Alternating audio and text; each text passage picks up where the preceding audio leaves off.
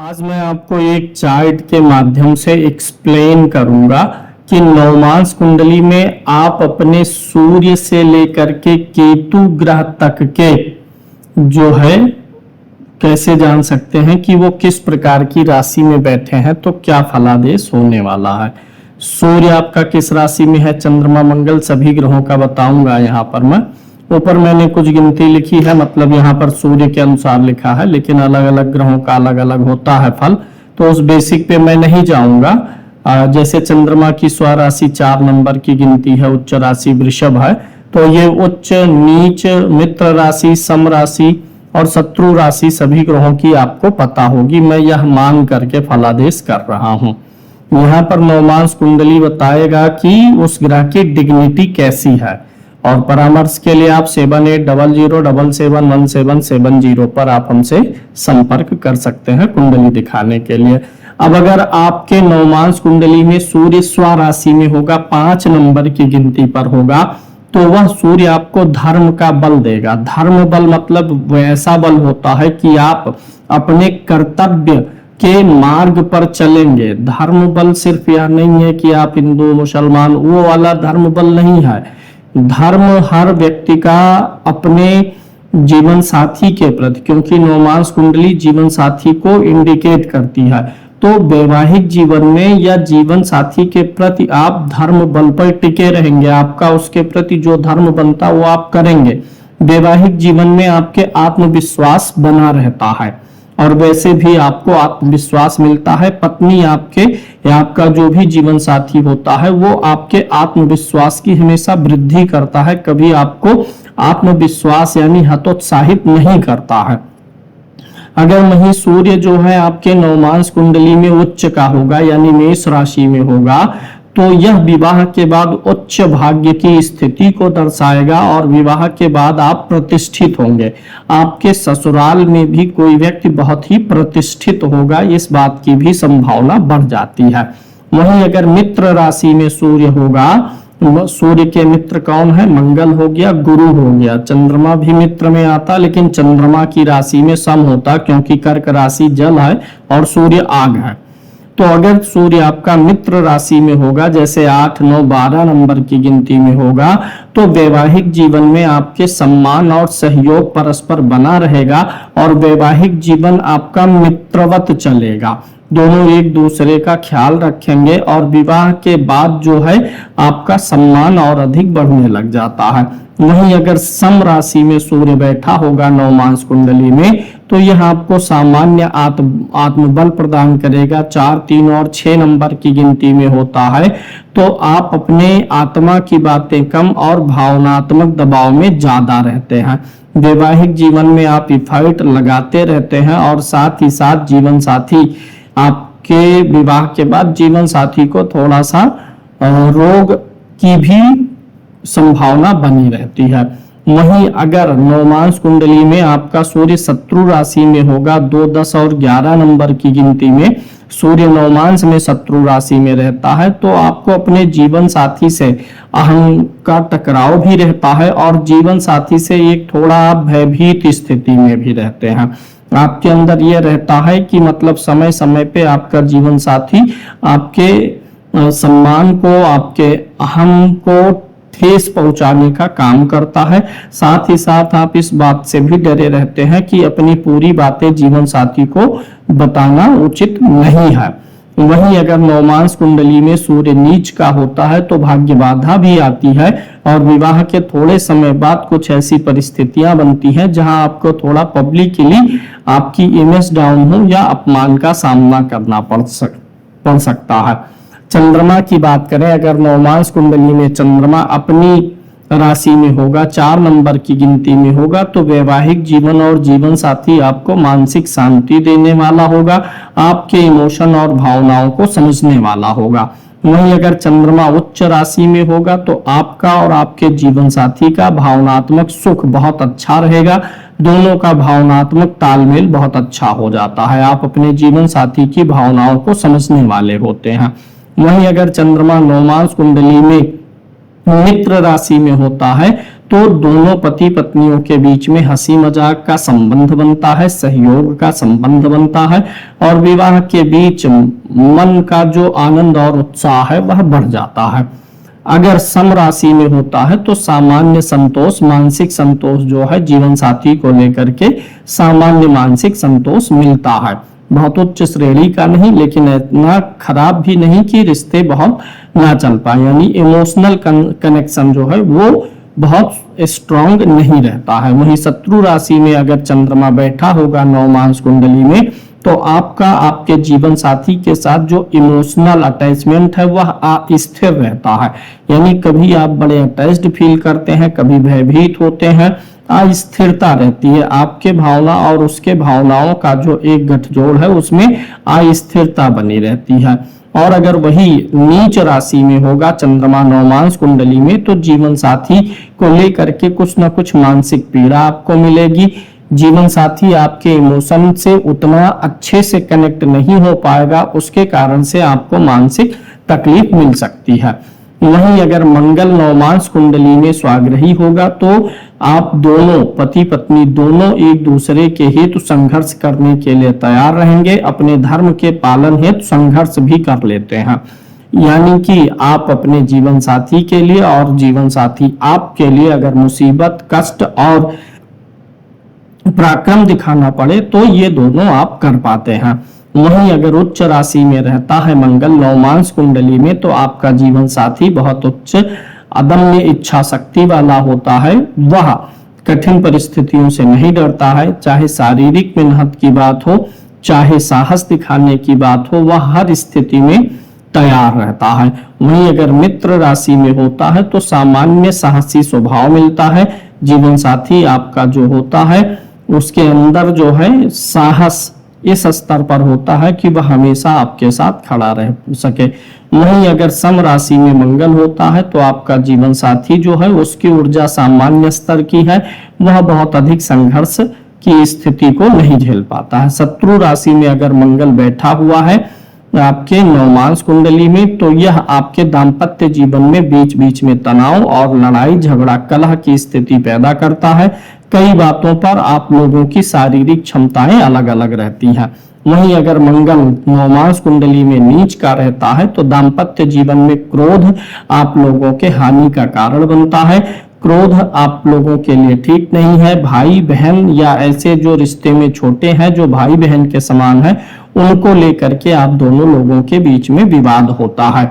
वहीं साथ ही साथ आपके जो है कुछ ना कुछ ससुराल में भी जमीनी विवाद होने की संभावना बनी रहती है। बुध अगर नवमांश कुंडली में अपनी राशि में है तो आपका जीवन साथी तर्कपूर्ण बातें करता है, वह चीजों का विश्लेषण और निचोड़ निकालने में सक्षम होता है और वैवाहिक जीवन आपका इमोशन के साथ साथ जो है वह तर्क पर और बातों पर एक दूसरे से कम्युनिकेशन पर ज्यादा चलता है। वहीं अगर नवमांश कुंडली में बुध उच्च का है तो आप यह मान के चले कि आपका जीवन साथी श्रेष्ठ ज्ञान से युक्त है और उसकी किसी भी चीज की एनालिसिस की क्षमता और किसी भी चीज में तर्क की क्षमता बहुत अधिक है। ऐसा आपका जीवन साथी चीजों में जुगाड़ निकालना भी जानता। अगर किसी काम को करने के लिए कोई चीज उपलब्ध नहीं है तो किसी जुगाड़ से उस काम को कैसे कर सकते हैं यह पता चलता है। साथ ही साथ ऐसे व्यक्ति के विवाह के बाद जो है उसके जीवन में भी हर कठिनाई और चुनौतियों का रास्ता निकालने का मार्ग खुलने लग जाता है। वहीं अगर नवमांश कुंडली में बुध मित्र राशि में बैठा होगा यानी कि शुक्र या शनि की राशि में बैठा होगा तो आपका जीवन साथी समझदार होगा और वैवाहिक जीवन आपका समझदारी पूर्वक चलेगा। सम राशि में बैठा होगा तो आपका जीवन साथी सामान्य बुद्धिमान है, उच्च स्तर का बुद्धिमान नहीं है लेकिन सामान्य बुद्धिमान है और सामान्य तर्क देने वाला होता है। वहीं अगर नवमांश कुंडली में बुध शत्रु राशि में होगा तो आपका जीवन साथी अपने विचारों को व्यक्त करने में भयभीत रहता है और पूर्ण रूप से अपने विचारों को नहीं व्यक्त करता है, मन में ही अपने विचारों को रखे रह सकता है। वहीं अगर नवमांश कुंडली में बुध नीच राशि में होता है तो आपका जीवन साथी उचित निर्णय लेने में सक्षम नहीं होता है। अक्सर वह जो निर्णय लेता है उसमें परिस्थितियों की पूर्ण विवेचना शामिल नहीं होती है। यानी नवमांश कुंडली में बुध नीच राशि में है तो जीवन साथी के तर्कों में, वाणी में और किसी भी चीज का निचोड़ या विश्लेषण निकालने में उसमें कमियां रह जाती हैं और विवाह के बाद में आपके ऊपर भी उसका प्रभाव आता है। नवमांश कुंडली में अगर बृहस्पति अपनी राशि में होता है तो विवाह के बाद आपके धर्म की वृद्धि होती है। यानी आप अपने जिम्मेदारी, अपने कर्तव्यों के निर्वहन में सक्षम होने लग जाते हैं और जब व्यक्ति सक्षम होता है तो धीरे धीरे उसके धर्म की वृद्धि होने लगती है। नवमांश कुंडली में अगर बृहस्पति स्वाग्रही है तो यह संकेत देता है कि आपके वैवाहिक जीवन की आयु लंबी हो सकती है। लंबी आयु का संकेत देता है वैवाहिक जीवन का, और साथ ही साथ विवाह के बाद ऐसे व्यक्ति को सुख साधन और वैभव भी प्राप्त होने लग जाता है, व्यक्ति के पास धनागमन आने लगता है। वहीं नवमांश कुंडली में अगर बृहस्पति उच्च का है तो आपकी का जीवन साथी लंबी आयु वाला होने वाला है। साथ ही साथ आपका जो जीवन साथी है वह दार्शनिक और शिक्षण विचारधारा का है, वह मार्गदर्शन देने में निपुण है। अगर नवमांश कुंडली में बृहस्पति उच्च का है तो आप देखेंगे जब भी जीवन में कठिन परिस्थिति आएगा, जब भी विवेक का बहुत उच्च स्तर पर जाकर के प्रयोग करने की बात आएगी तो आपका जीवन साथी बहुत उच्च श्रेणी का आपको मार्गदर्शन दे सकता है। अगर मित्र राशि में होता है तो व्यक्ति के सद्गुणों की वृद्धि विवाह के बाद होती रहती है और दोनों जीवन साथी मिल करके एक दूसरे की कमियों को दूर करते हैं। वहीं अगर सम राशि में नवमांश कुंडली में बैठा हुआ है बृहस्पति तो यह वैवाहिक जीवन में सामान्य आस्था को प्रतिबिंबित करता है, प्रेम के बजाय एक समझौतावादी कि हाँ चलो विवाह हुआ है, ये मेरी पत्नी ये पति, इस आधार पर दोनों सामान्य वैवाहिक परंपरा में आस्था बना के चलते हैं। वहीं अगर नवमांश कुंडली में बृहस्पति शत्रु राशि में होता है तो वैवाहिक जीवन में आपका जो जीवन साथी है वह अपने ज्ञान का सदुपयोग नहीं कर पाता है। आपका जो जीवन साथी होता है उसकी पढ़ी हुई शिक्षा का पूरा इस्तेमाल नहीं हो पाता है। साथ ही साथ वह अक्सर आपको जब भी आप राय मांगते हैं तो वह राय देने में भयभीत महसूस करता है। वहीं अगर नवमांश कुंडली में बृहस्पति नीच का होता है तो विवाह के बाद आपको आर्थिक समस्याओं का सामना करना पड़ सकता है और भाग्य आपका हमेशा साथ नहीं देता है। शुक्र अगर नवमांश कुंडली में अपनी राशि में बैठा होता है तो यह वैवाहिक जीवन के लिए काफी अच्छी स्थिति है। आप और आपके जीवन साथी को सारे विवाह के बाद जो भी उचित सुख चाहिए एक खुशहाल वैवाहिक जीवन के लिए वह प्राप्त होता है। अगर वही शुक्र उच्च का होता है तो आप पति पत्नी में अच्छे प्रेम का बीजारोपण करने का काम करता है। वह सभी प्रकार के सुख साधन लग्जरी की वृद्धि विवाह के बाद आपके जीवन में होने लगती है। मित्र राशि में होता है तो यह पति और पत्नी के बीच आकर्षण की वृद्धि करता है। साथ ही साथ जीवन की जरूरतों को पूरा करने के लिए, सुखी रहने के लिए, लग्जरी के लिए पति पत्नी एक दूसरे का हाथ थाम करके एक दूसरे की मदद करते हैं। वहीं अगर सम राशि में होता है तो आप और आपका जीवन साथी सामान्य सुखों से संतुष्ट रहता है और वहीं पर अगर ये सम राशि में बैठा है तो आपका जीवन साथी विवाह के बाद सामान्य सुख पाता है, उच्च कोटि के सुख के लिए बहुत अधिक प्रयास नहीं करता है। अगर यहाँ पर शत्रु राशि में बैठा हुआ है नवमांश कुंडली में शुक्र तो आप दोनों के बीच में समय समय पर जो है संबंध आपके जो है जो आपका प्रेम है उसमें संघर्ष की स्थिति बनती रहती है। प्रेम में विश्वास की कमी का संकेत देता है नवमांश कुंडली में शत्रु राशि का स्थित शुक्र। वहीं अगर नवमांश कुंडली में शुक्र नीच राशि का होता है तो कई बार जीवन में वैवाहिक जीवन पर संकट भी आता है और दोनों के बीच में पति और पत्नी के बीच में रोमांस की कमी रहती है। एक दूसरे के साथ जाना, टहलना, घूमना, एक दूसरे के साथ समय बिताना, हंसी मजाक मस्ती करना, इन सारी चीजों का अभाव हो जाता है और एक जो मानसिक प्रेम होता है वह डेवलप होने में काफी दिक्कत आती है।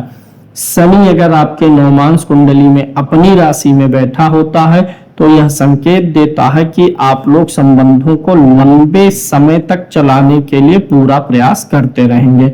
उच्च राशि में अगर शनि बैठा होता है नवमांश कुंडली में, तो इसका मतलब है आपका जीवन साथी काफी कर्मठी है और वैवाहिक जीवन के लिए हर प्रकार के मेहनत को करने के लिए तैयार है। साथ ही साथ ऐसे लोगों का विवाह होने के बाद में उनके कर्म क्षेत्र में, नौकरी आदि में पॉजिटिव सुधार होते हैं।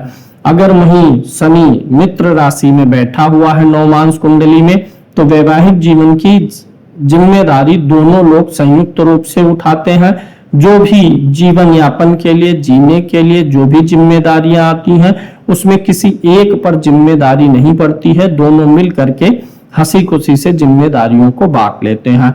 वहीं सम राशि में अगर शनि बैठा होता है, तो वैवाहिक जीवन में विवाह के बाद में वैवाहिक जीवन में स्थिरता धीरे धीरे आती है। शुरुआत के कुछ वर्षों तक वह अटैचमेंट नहीं बन पाता है। शनि अगर शत्रु राशि में बैठा होता है नवमांश कुंडली में, तो यह एक प्रकार से भावनात्मक दूरी पैदा करने का काम करता है, जो कि जैसे जैसे बहुत अधिक उम्र होती जाती है तब मजबूती आती है, यानी लगभग युवावस्था निकलने के बाद इमोशनल कनेक्शन ज्यादा मजबूत हो पाता है। शनि अगर नवमांश कुंडली में नीच का होगा तो जीवन साथी रोगी रहता है, उसे चश्मा लगता है, सिर और माइग्रेन की समस्या रहती है और कामकाज को करने में, जिम्मेदारियों को उठाने में वह थोड़ा सा ठंडापन अपनाता है। साथ ही साथ विवाह के बाद आपके नौकरी में और आपके कार्य करने की क्षमता पे थोड़ा सा निगेटिव असर पड़ता है। राहु के लिए हम बता दें आपको, राहु बुध शुक्र और शनि के राशि में होगा तो वो मित्र राशि में, अच्छी राशि में होगा। अगर राहु नवमांश कुंडली में बुध शुक्र या शनि की राशि में है, यानी 3 नंबर की गिनती में है, 6 नंबर, 10 नंबर, 11 नंबर, 2 नंबर और 7 नंबर की गिनती में बैठा हुआ है, तो ऐसा राहु आपके लिए अच्छा है। ऐसा राहु आपको और आपके जीवन साथी को भोगवादी बनाएगा। आप लोग जीवन में चीजों को पाना चाहेंगे, सुख साधन वैभव हासिल करना चाहेंगे। विवाह के बाद आपकी सोच आधुनिक होगी। असाधारण उन्नति के लिए दोनों लोग प्रयास करेंगे। दूसरे लोगों से या दूर के लोगों से विदेशी लाभ को पाने के लिए आप मिलजुल कर प्रयास करेंगे। वहीं अगर राहु मंगल या गुरु की राशि में, सूर्य या चंद्रमा की राशि में होता है, तो वह आपको भ्रमित संबंध करता है। संबंध में कभी कभी विषमता भी लाता है और कभी कभी मिश्रित फल भी देने लगता है। केतु की बात करें अगर, तो केतु अगर गुरु और मंगल की राशि में हो, यानी मंगल की 1, 8 और गुरु की 9 और 12 नंबर की राशि में हो, तो यह आप दोनों जीवन साथी को आध्यात्मिकता से भी जोड़ता है। दोनों लोग मोक्ष आदि के बारे में भी सोचते हैं, वैराग्य का ज्ञान देता है, त्याग करने की भावना भी देता है। अन्यथा वही केतु आपको अंतर्मुखी बना देता है कि आप अपनी बातों को अपने दिल में, मन में रखते हैं, जिसके कारण मानसिक रूप से अलगाव और मानसिक रूप से पीड़ा और दूरी की वेदना का सामना करना पड़ता है। तो ये नवमांश कुंडली में सभी ग्रहों की राशि की स्थिति के अनुसार फलादेश का मैंने यहाँ पर आपको एक डिस्क्रिप्शन दे दिया है। चैनल को सब्सक्राइब कर लीजिए, वीडियो को लाइक कर दीजिए। धन्यवाद।